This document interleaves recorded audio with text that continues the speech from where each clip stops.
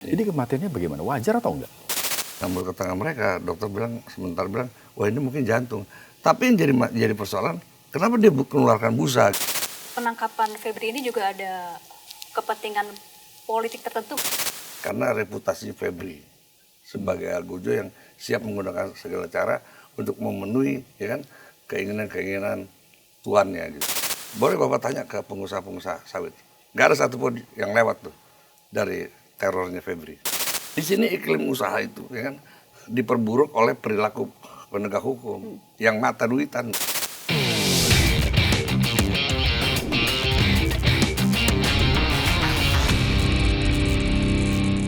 Assalamualaikum warahmatullahi wabarakatuh.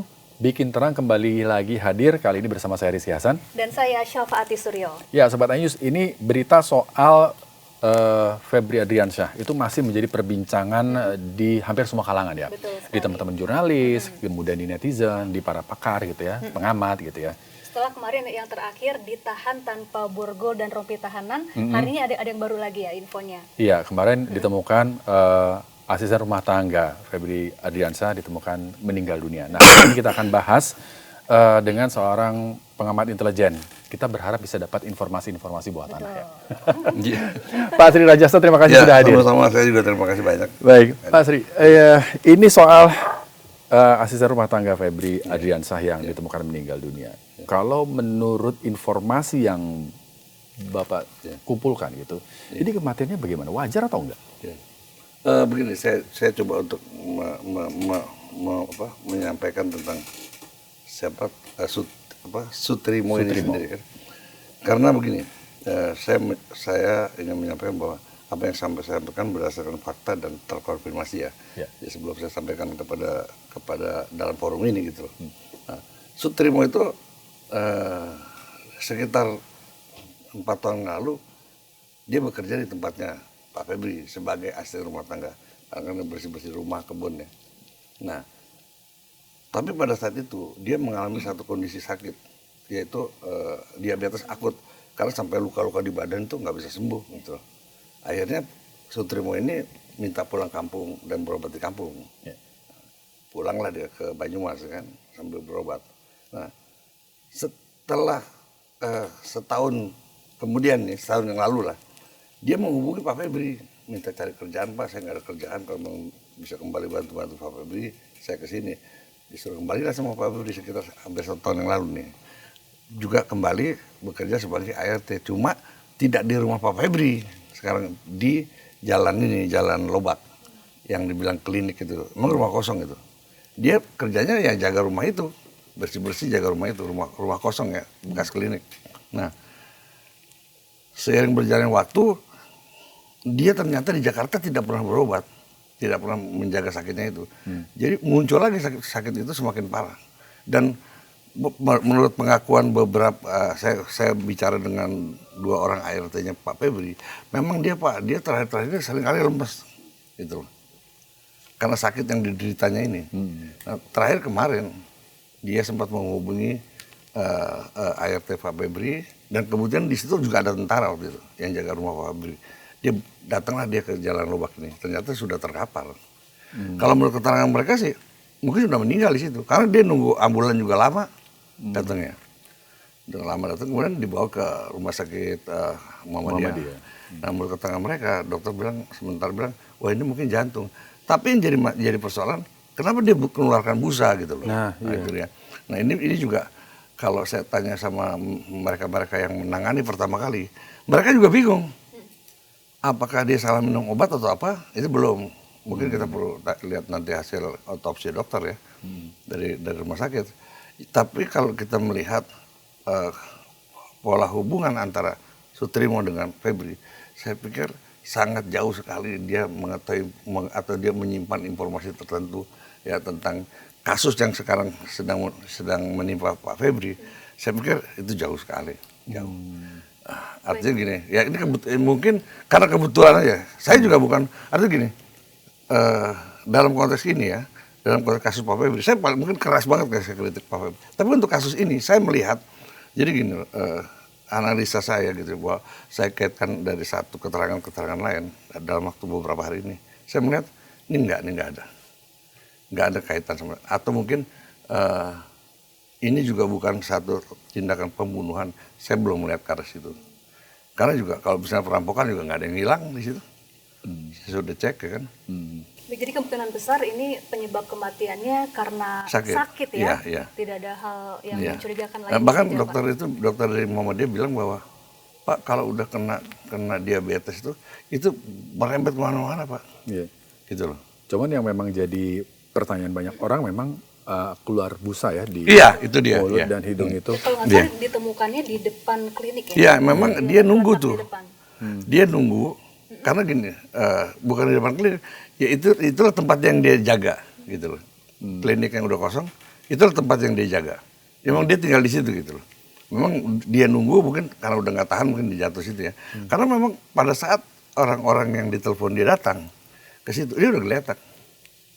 Udah tergeletak, bahkan sempat dibawa kan udah ditaruh di apa di apa kayak apa tuh kayak semacam tandu gitu sambil nunggu ambulan nggak datang ambulannya gitu loh.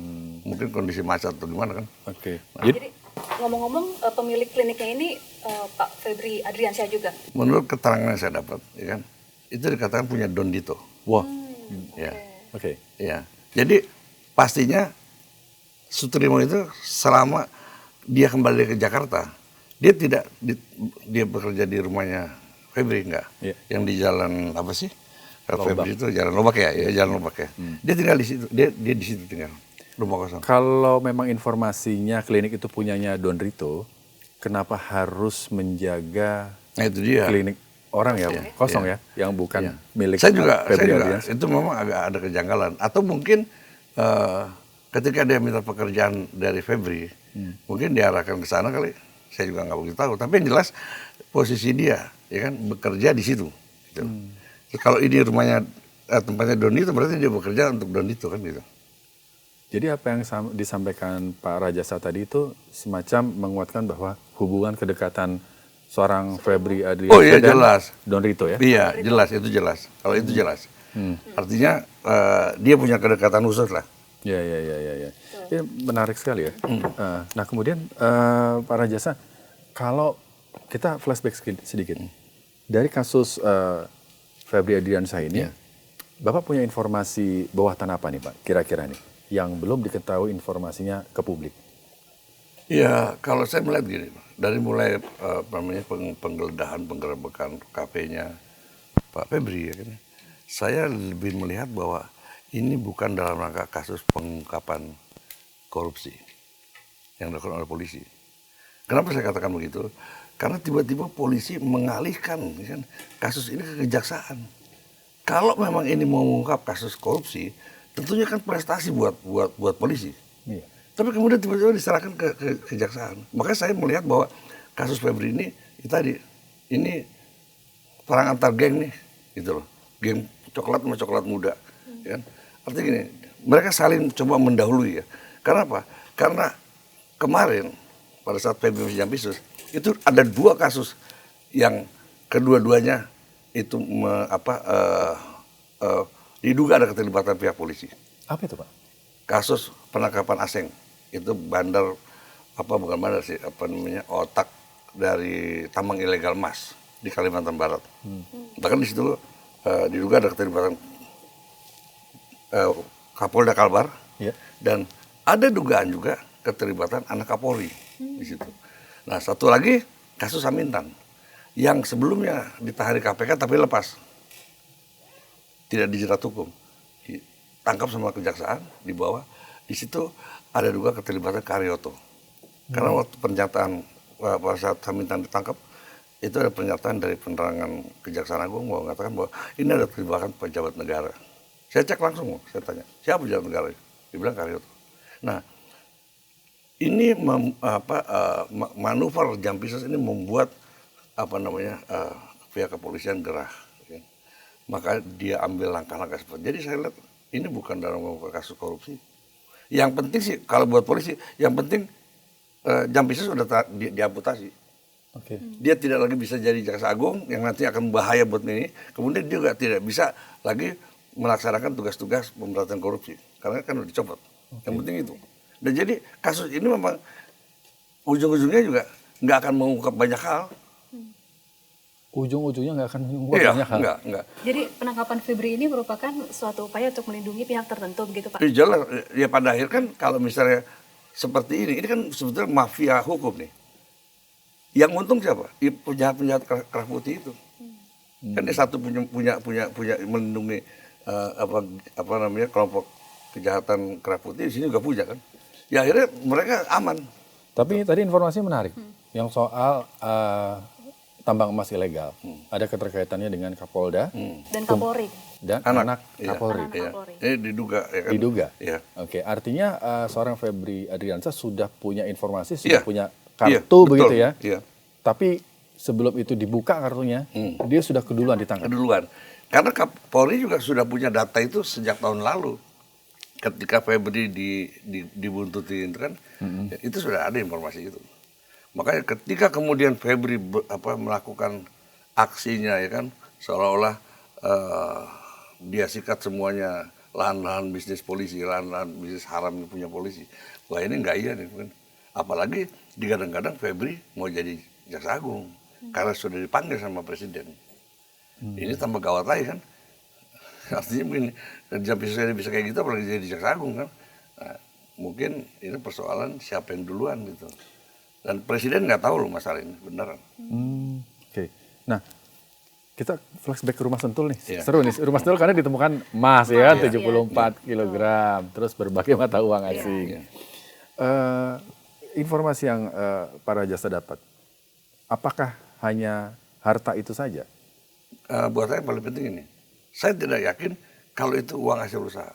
Itu barang bukti dari kasus-kasus penyitaan dilakukan oleh kejaksaan, oleh Jampisus. Itu barang bukti. Berarti tidak dikembalikan ke kas negara dong Pak? Ya bisa jadi kalau itu taruh di rumah, ya kan, berarti itu kan ada mens rea bagaimana gitu ya, masalah bahasa hukumnya dari si penyidik itu siapa kalau misalnya Febri ya. Tapi kan kemarin dikatakan bahwa itu hasil usaha, saya nggak yakin. Tapi itu barang bukti dari bagian barang bukti yang disita oleh kejaksaan. Baik, jadi milik Febri Adriansyah nih, yang mungkin jatah dia gitu loh Pak. Ya, sekarang begini ya kan, persoalan Febri tidak mengakui bahwa itu bukan barang dia, tapi itu kan ada di rumah dia loh, ya. Yang kemudian diakui sebagai rumahnya Don itu kan ya bisa aja semua orang begitu, tapi kan fakta awalnya itu kan rumah dia, gitu loh. Seperti kafe juga seperti itu kan, selalu dinyatakan bahwa itu bukan dia punya. Tapi kan faktanya bahwa itu dia punya. Oke. Sosok seorang Febri Adriansyah ini sebagai Jampisus, informasinya bagaimana Pak? Kan kabarnya saya dengar ada informasi yang bilang bahwa ya dia cukup ditakuti gitu ya. Oh iya jelas. Bukan disegani ya, ditakuti gitu ya. Nah begini ya, Febri itu seorang algojo ya kan, yang luar biasa sadisnya. Ketika masa pemerintahan Jokowi, kan? Febri itu dijadikan algojo untuk ngantem Asabri dengan Jiwasraya. Begitu luar biasa, dia gunakan segala cara. Artinya dia kriminalisasi orang-orang yang nggak salah. Hanya semata-mata untuk memenuhi syahwat politiknya Jokowi untuk mendapatkan Golkar. Coba bayangin. Caranya gimana Pak? Caranya Mendapatkan Golkar. di Asabri itu ada kerjasama dengan PT Cipta Dana milik Erlangga. Dia produknya adalah reksadana ya. Ini juga mengalami kerugian. Di Jiwasraya, ya kan, ada kerjasama dengan Bakri Group. Itu juga kacau. Nah, kita lihat dua orang ini, satu penasihat, satu ketua Golkar. Disikat nih, disandera. Tapi ternyata mereka pelaku, tapi mereka nggak sampai diperiksa pun enggak. Gitu. Akhirnya dikorbankan, ada orang-orang yang harus dikorbankan. Nah, Febri mampu untuk itu. Jangan salah Pak, dari dua kasus ini ribuan orang terzolimi. Belum pegawai Jiwasraya, belum orang-orang yang punya kerjasama dengan perusahaannya Bencok. Itu pun disita asetnya. Bahkan ada satu asuransi, itu asetnya dibukukan 2,4 triliun, kemudian disita sama Febri. Nggak ada kaitannya sama Jiwasraya dan Asabri, nggak ada. Karena dia kerjasama sama Bencok dan dia mendapat keuntungan dari Bencok. Ini kan ngeri. Nah, sekarang Febri mulai beralih loyalitasnya kepada Prabowo. Bahkan Prabowo sendiri mengatakan luar biasa Febri. Mampu menghantam, mampu mendapatkan mengembalikan uang sampai triliunan dari siapa Wilmart segala macam. Ini kan kerawanan buat mereka nih. Jadi ketika loyalitas Febri berubah dan kemudian jika ada perintah untuk ngantum satu pihak, habis sama Febri.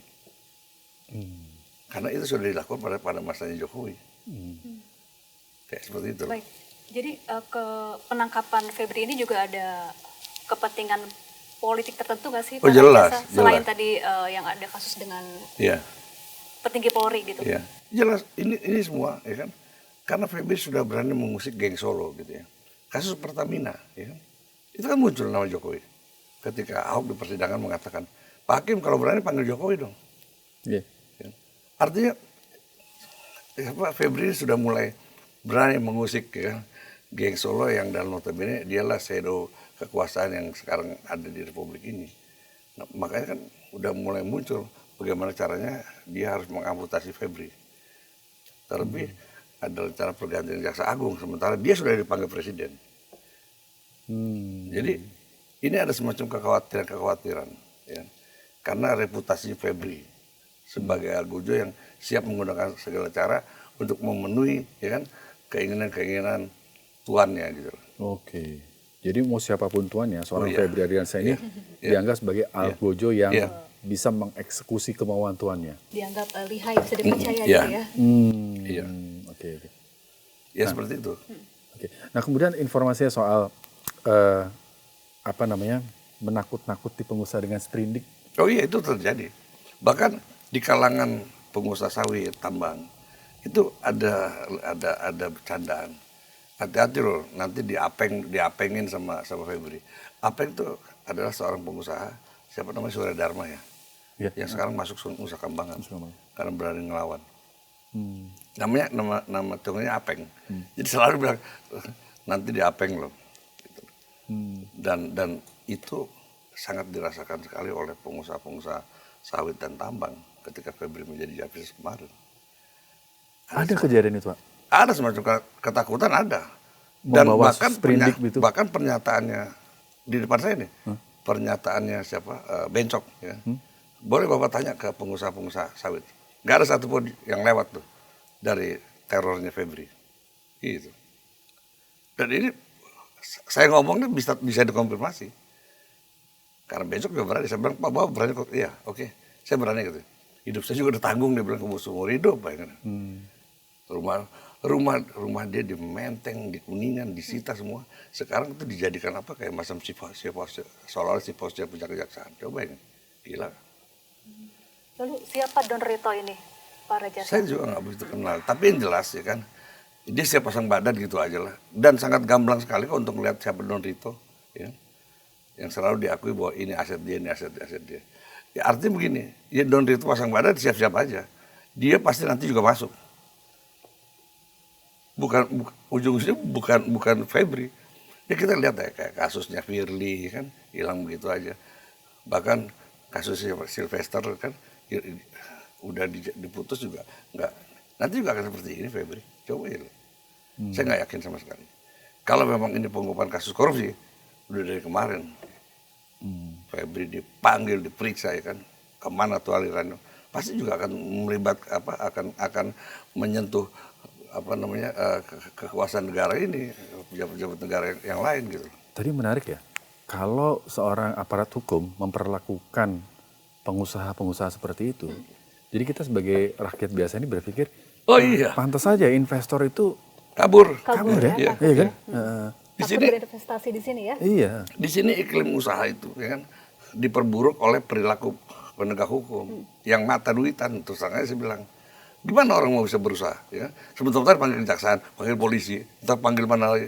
Belum ngadepin LSM yang kacau balau di sini, kacau rusak. Jangan salah loh, LSM juga kejaksaan kalau misalnya di tingkat kabupaten provinsi, dia punya LSM yang buat nakut-nakutin kepala dinas. Kejaksaan punya itu? Iya. Boleh tanya pada seluruh provinsi ini sama kabupaten ya kan, pasti mereka bermain proyek, pasti jadi calo proyek. Iya benar. Dia nggak main-main. Jadi kerusakannya udah begitu parah gitu loh. Terus masa kasus Febri mau diperlakukan begini lagi? Itu kapan mau insafnya gitu loh kan? Kapan mau jeraknya gitu loh? Iya. Kalau menurut Pak Rajasa, harusnya siapa Pak, yang menangani kasus ini? Ya. Menangani kasus Ya harusnya polisi lah. Karena kan yang memulai polisi dia. Berarti kan dia punya bukti, alat bukti segala macam kan. Iya. Karena kan yang disasari kan kasus korupsi Febri. Ya. Iya. Tapi ketika ini dialihkan kepada tanpa diperiksa Febri, dialihkan kepada kejaksaan, wah ini cuma mau mengamputasi Febri nih. Artinya dia jangan ada di situ. Udah nggak ada lagi. Harusnya polisi dong. Iya. Karena publik juga ragu ya, masa jaksa ini memeriksa mantan atasannya ngapain. gitu ya Pak ya? Sekarang Jampisu siapa namanya? Kuntadi. Kuntadi. Ya itu orang Febri. Terus terang aja saya bilang. Bagaimana mau objektif? Indikasinya apa Pak itu orang Dia yang kan Febri dan didiknya Febri sebelumnya. Dan Dia direktur penyidiknya. dan akan setia. Udah pasti. Kita bisa lihat Bukan, kemarin karena yang begini tidak Pak, ya kan? diborgol, tidak pakai rompi Karena, iya, tahanan. karena begini, karena mereka masing-masing pegang kunci gitu aja. Oke. Apa pun tadi juga pada saat dia bersih-bersih amat, enggak juga gitu loh. Jadi sekarang ini mereka saling terkunci kan dalam kejahatan mereka sendiri. Saya kalau sama-sama ini jahat, mereka saling nutupin bagaimana mau mengungkap kejahatan. Kenapa Kan tidak dilimpahkan ke KPK Pak Rajasa? Ya. Kenapa tidak dilimpahkan ke KPK saja gitu? Iya, Kasusnya yang jelas Febri. begini. Ini juga tidak terlepas dari intervensi kekuasaan yang lebih tinggi ya. Itu aja. Kenapa nggak diserahkan KPK?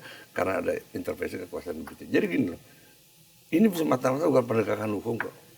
Ini banyak kepentingan politik di sini yang bermain. Ada kaitannya sama 2029? Oh ya pasti. Jokowi nggak mau terus sih 2009. Gitu loh. Kalau misalnya Febri dibiarkan begini, bisa juga menghambat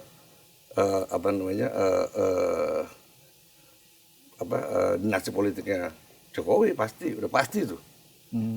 Karena dalam beberapa kasus banyak sekali yang menyangkut kepada kepentingan Jokowi. Jadi Febri ini berpihak ke sana ya Pak? Presiden, Prabowo. Jadi kalau dari sisi itunya sih ada benernya gitu ya. Karena kan sekarang ini siapa sih presidennya kan dia juga harus belajar.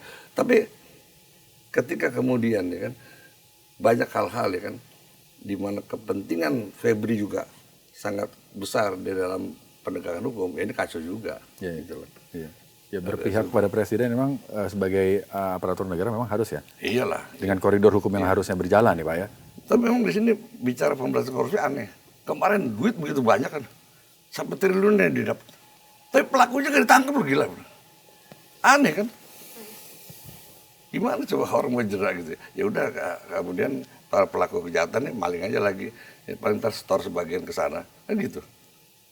Uang-uang barang bukti itu menurut informasi yang Bapak terima itu uang-uang yang benar diambil dari sebuah kasus atau bagaimana Pak? Ya, Yang pada awalnya disajikan di begitu. barang bukti itu? Pada awalnya begitu. Tapi kemudian kan mereka-mereka yang berkasus nih, dieksploitasi. Jadi kayak ATM. Jadi makanya kan kalau kita lihat ya kan, ada Satgas PKH di sini kan segala macam. Sekian juta hektar mereka sita segala macam. Terus mana pelakunya gitu loh. Kan nggak ada Pak. Ya kan? Inilah nanti yang mereka dieksploitasi itu. Diperas gitu ya? Iyalah. Wah ini gila-gila, ini betul-betul praktek mafia dalam sebuah negara yang dikemas, yang dilindungi oleh konstitusi kan kacau loh, kayak begini. Ini coba bayangin Pak, jutaan hektar disita. Kan berarti kalau disita ada pelanggaran. Ya. Tapi kok pemiliknya nggak ada apa-apain. Tenang-tenang aja.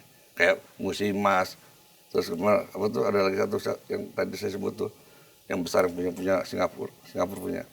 Tetap aja beroperasi. Wilmar kan gitu. Padahal kasusnya banyak tuh. Dia palsuin beras juga, beras yang premium dicampur sama yang biasa. Coba berapa kerugian masyarakat pada saat itu. Tapi tetap aja. Kenapa coba terjadi? Mereka itulah langganan pendanaan kampanyenya Jokowi waktu itu. Jadi tebang pilih juga ya dalam menindak Oh jelas, kasus ya? iya, udah pasti tuh.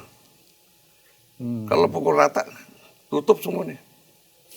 Iya, tutup semua. Mana yang memberikan keuntungan gitu ya Pak? Iya.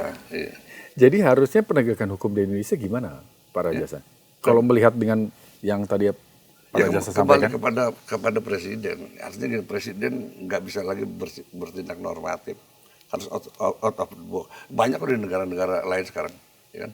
Gila presidennya dalam penegakan hukum, main tangkap orang segala macam, selesai. Sekarang di banyak tempat kan, beberapa negara yang seperti itu. Ya. Walaupun pihak Barat mengatakan, wah ini pelanggaran HAM, tapi buat negara ini nggak butuh itu. Yang butuh stabil dan pertumbuhan ekonomi terjaga. Kalau nggak begitu, nggak sampai kapan Pak? Negara ini udah hancur-hancuran. Ujung-ujungnya apa? Pajak lagi kan gitu. Kalau misalnya negara hidup dari pajak, gue juga bisa jadi presiden. Iya kan? Kayak begitu. Jadi setelah Febri ditangkap, ini masyarakat juga jadi tambah ragu dan tidak yakin Iya. ya. Apakah Nah, semua penegak hukum seperti itu gitu Pak? ada satu kondisi yang memang sangat unik ya. Ketika polisi bisa menangkap Febri, justru tingkat legitimasi publik terhadap penegak hukum semakin turun. Cek aja coba. Ya. Iya. Lah, kita bisa bayangin ya, kalau misalnya kepercayaan publik terhadap penegakan hukum sudah sampai titik nol, itu bukan lagi institusi hukum yang runtuh, negara ini runtuh. Coba ya, kita lihat aja nanti. Kalau ini tidak bisa diselesaikan, runtuh nih republik, runtuh nih penguasa, benar. Jadi kan aneh kan, harusnya kan masyarakat menambah percaya kan kepada penegak, tapi sekarang makin turun. Nah, keterkaitannya dengan TNI, Pak. Kan selama ini kan kita tahu di berbagai informasi kalau Pak Febri ini kan selalu dikawal dengan TNI. Termasuk kemarin waktu yang hari Jumat ya, masih ada pengawalan ya TNI di kejaksaan. Nah, ini saya juga cukup prihatin ya dengan adanya kerjasama ya, adanya penandatangan kerjasama antara kejaksaan dengan Mabes TNI. Di situ klausulnya, ya kan, termasuk pengamanan fisik. Fisik kan bisa rumah, bangunan kan gitu. Nah ini nggak benar kalau menurut saya. Kalau kerjasama oke lah, karena di kejaksaan ada jampitmil kan, tindak pidana militer kan. Nah kalau kerjasama yang menyangkut kegiatan dong, misalnya kegiatan pemberantasan korupsi gitu ya, kita itu sah-sah aja kalau kita kawal gitu, tentara kawal kegiatan yang seperti itu. Tapi kalau kemudian pengamanan fisik ini bisa terjadi apa namanya blunder gitu. Ketika kemarin rumah Febri mau digerebek, dijaga tentara coba. Padahal kan ada sesuatu kejahatan di sana kan gitu. Kalau menurut saya perlu dipertimbangkan lagi lah bentuk kerjasama itu, terutama dalam klausul tadi pengamanan fisik. Nah, ya itu udah berlebihan kalau menurut saya. Sangat berlebihan. Jadi kalau kerjasama ya kegiatan atau mungkin pengamanan kegiatan apa namanya kasus-kasus korupsi yang terjadi di militer ya. Artinya kejaksaan boleh mengusut dikawal sama tentara karena ini militer kan. Nah itu boleh. Nggak ada pengamanan fisik, gila kita tentara yang nggak pernah dijagain sama tentara gimana sih? Iya. Jadi jaksa ya dikawal sama tentara ya. Bahkan sama keluarganya loh. Semua dari mulai kejaksaan negeri sampai provinsi dijaga sama tentara. Ya, habis lah tentara, tiba-tiba ada perang dia nggak tahu perang lagi kalau ini kacau banget. Kayak security. Sampai ada semacam pos gitu ya di depan rumah itu ya. Iya. Kalau hubungan antara polisi dengan kejaksaan sendiri sebetulnya bagaimana sih Pak? Nggak baik-baik aja. Karena begini. Padahal udah salaman kemarin. Oh iya. Udah salaman kan? Itu munafik tuh bener, sumpah ya. Males yang ngeliat begitu. Karena gini kan, mereka tuh berdua ya kan, berlomba-lomba menjadi super body.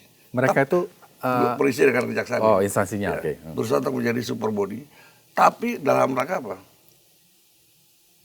Banyak-banyakan menjadi backing lapak bisnis ilegal gitu aja. Saya benar taruhan di setiap bisnis ilegal seperti judi, tambang ilegal, kebun ilegal dan macam-macam, pasti ada aparat hukum di situ. Udah pasti dah. Itu oknum, Pak. Ya oknum, ya. Tapi kan kalau oknum terus sampai tingkat pimpinannya begitu kan kacau juga kan. Pasti kan akan berdampak kepada penegakan hukum. Ya. Tebang pilih segala macam. Kalau ini ya gue backingin nih, ini jangan. Ya. Kayak gitu kan kacau. Yang terjadi sekarang begitu. Oke. Kalau kaitannya dengan wakil kepala BGN yang ditangkap polisi ini, ditangkap kejaksaan kemarin, karena kan ini kan dari kepolisian, ini ada kaitannya dengan penangkapan ya juga. paling tidak ada secara psikologis adalah artinya Febri ini polisi semua disikat sama dia kan gitu. Pasti ada secara psikologis. Karena memang konflik mereka sudah sejak lama. Berlomba-lomba dalam kesesatan lah begitu menurut saya sih. Berlomba Sudah sejak lama ya. Tapi setelah ini Pak, setelah penahanan Febri gitu ya, Pak Rajasa ngelihatnya ke depan bagaimana ini? Ya nggak ada apa-apa. Nggak ada apa-apa. Nggak ada. Coba kita, saya bukan arti mau bertaruh ya. Melihat dari kasus-kasus yang lain ketika ada keterlibatan pejabat hukum ya, aparat hukum, ini pasti dilambat-lambatin, lama-lama hilang. Kasus Firly aja coba. Belum ketangkap sampai sekarang. Bukan belum ketangkap, nggak ada apa-apain, nggak diperiksa juga kok. Iya. Padahal sudah ditersangka loh ya Sudah statusnya. tersangka. Ini pun Febri juga akan begitu. Apalagi dia diserahkan, artinya dikembalikan ke rumahnya. Udah. Jadi maksudnya kasus Febri ini ke depannya akan sama seperti status Pak Firly Bahuri. Iya. Menguap gitu ya. Menguap, Iya, menjadi tersangka tapi ya sudah. Iya. Gitu. Buat mereka ini, yang penting Febri sudah diamputasi. Nggak mungkin lagi jadi jaksa agung, nggak mungkin lagi menyidik kasus korupsi. Udah gitu aja. Aman buat mereka untuk melakukan kejahatan lagi maksudnya. Dan akan benar-benar ditahan tidak Pak? Enggak. Saya yakin dia juga nggak masuk ke sel, coba aja. Wah, Loh, yakin Pak? Ini kemarin-kemarin ya, iya. di kejaksaan, di kantor yang ditidur. Berani taruhan? Janganlah. Tapi ini kan sekarang ditahan di KPK. rutan KPK kan? Iya, ya, sekarang di KPK. Saya pikir, maksudnya kemarin pada saat di kejaksaan ya, nggak mungkin. Ya mungkin kalau di KPK cuma sekedar titipan aja, bisa jadi. Tapi juga beda lah, dapat perlakuan yang artinya dapat privilege juga, dia nggak mungkin juga seperti tahanan yang lain. Oke, menarik ya. Ternyata banyak seperti itu ya penanganan hukum di Indonesia ya. Oh, Oke. Miris ya. mungkin bukan seperti itu, kita juga mungkin pernah mengalami kan. Iya. Artinya perbedaan di mata hukum kan gitu kan. Kalau misalnya rakyat biasa ya matilah kau. Jadi apa yang kalau menurut Pak Rajasa, dari kacamata Pak Rajasa, bagaimana supaya hukum di Indonesia ini benar-benar kembali ke track yang benar gitu? Harus apa? Revolusi, itu aja menurut saya. Tebang satu generasi selesai. Kalau begini terus nggak mungkin. Tapi sulit. Hanya ganti pemain sekarang ini. Sekarang misalnya gini, oke dibuat satgas dalam rangka pemberantasan, ujung ganti pemain aja. Kebocoran keuangan negara masih tetap nggak bisa. Sekarang korupsi itu Pak, sekarang ini sudah menjadi ibadah fardu ain. Jadi yang nggak korupsi dosa. Gak usah masuk sistem gitu ya? Iya, yang nggak korupsi udah dianggap dosa, bener. Atau pangkas satu generasi. Pangkas satu generasi ya? Ini udah artinya udah apa ya, bener-bener bangsa ini udah terpuruk banget ya. Kita kaya banget segala macam ya. Bahkan kasus apa tuh under invoicing sama transfer pricing itu 15.000 triliun, banyak gimana tuh? 15.000 triliun. Nggak mungkin kan kalau nggak ada terlibatan pejabat-pejabat negara ini bisa terus langgeng kejahatan terjadi seperti itu. Ya. Bahkan kemarin aja menurut Menteri Keuangan ada 3 kapal dijadikan sampel nih. Itu tiga kapal itu kerugian negara berapa? 1, sekian triliun.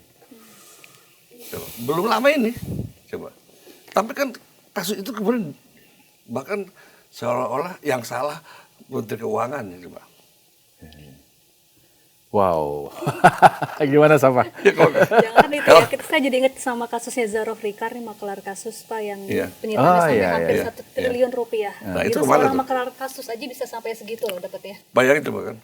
Udahlah pokoknya kalau masuk ke MA itu apa tuh, pada tahapan apa tingkatan apa sih, banding atau apa ya. Udah jangan harap itu bakal objektif. Udah enggak lah. Saya berharap 90% mereka cuma ngejar rente aja dari kasus-kasus hukum.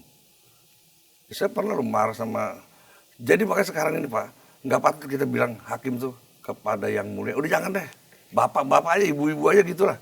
Ya, tunjukin dulu dong, ya kan, kemuliaan dia. Kalau dia sendiri nggak bisa nunjukin kemuliaan, ngapa kita panggil yang mulia? Kalau saya orang Islam nih, Nabi Muhammad panggil Muhammad doang, udah pakai yang mulia lagi, nggak bener tuh. Saya bilang.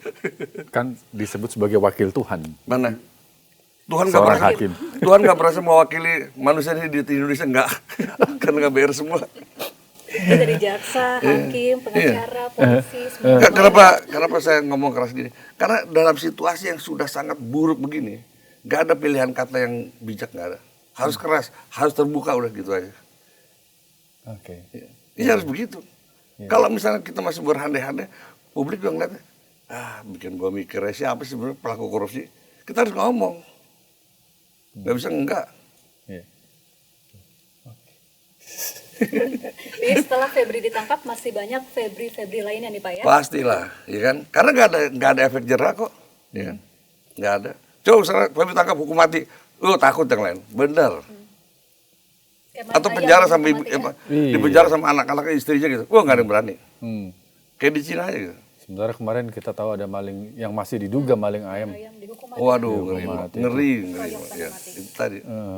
Apa tuh? Itu kelihatan banget perbedaan bagaimana Apa kalau di dalam Indonesia. prinsip hukum apa? Before the law apa tuh? Ya kan? Equality. Equality before the law. Ya itu sama kan. Tapi kan mana ada? Tajam ke bawah, tumpul ke atas ya. Iya, kalau di Indonesia prinsipnya ya kan, kebenaran tergantung siapa yang ngomong, udah gitu aja. Iya. Kalau Jokowi ngomong bener semua. Di mata pendukung ya Pak. Baik, Pak Rajasa, terima kasih informasinya dibikin terang. Semoga saja ini bisa menjadi insight yang baik untuk Sobat iNews dimanapun Anda berada. Terima kasih sudah bergabung dengan kami, sudah menyimak podcast Bikin Terang. Saya Rizky Hasan. Dan saya Syafaati Suryo. Terima kasih dan sampai jumpa.